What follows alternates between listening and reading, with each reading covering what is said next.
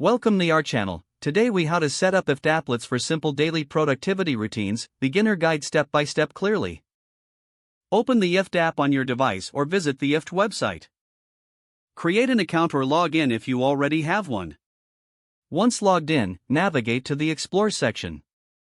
Here, you can browse through pre-made applets or create your own. To create a new applet, click on the Create button. You will see the IFTTT section first.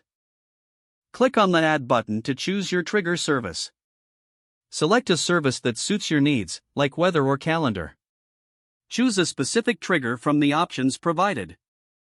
For example, if you choose weather, you might select rain is forecasted. Now, move to the Then That section.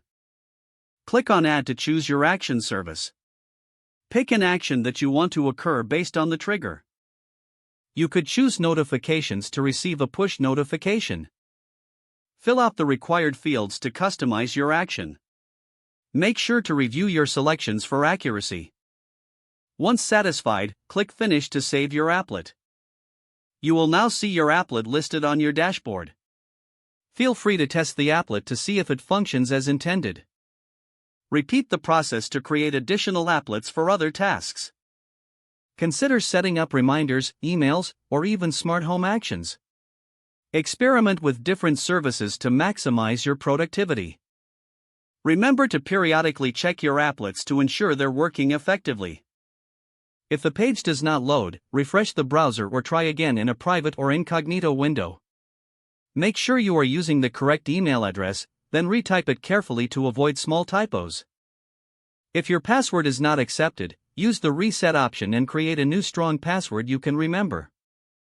Check your spam folder for verification or security emails, then complete any requested confirmation steps.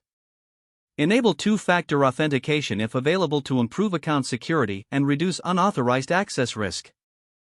After signing in, review your profile details so your contact information and settings are accurate and current.